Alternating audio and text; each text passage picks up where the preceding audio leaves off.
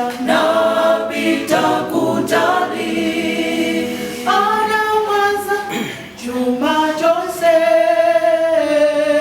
wa chitaiko nimazikomo munakwanjala nayamba kusowa anaganizira kwa tate ake achito awo akujaza bwino komaiyeyo kuja makoko limodzi ndi nkumba anaganizira kwa tate ake achito awo akujaza bwino komaiyeyo kuja makoko limodzi ndi nkumba mwana uja anabwelera kwa atate ake ndipo iwo anamlandira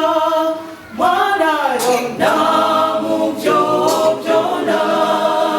tate wake namveka iye jiromete nisabato kumapazi ake nampera songombe dinachimwira kumambako dinachimwira so pamaso panu sindiyenera so kuchulika mwana wanu dinachimwira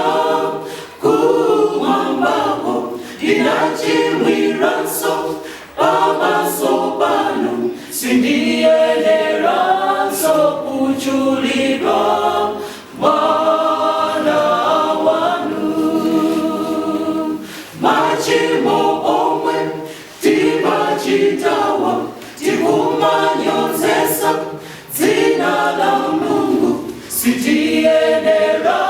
so kuchulika ana anu machimo omwe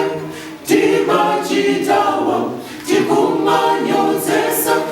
dzina la Mulungu sitiyenera so kuchulika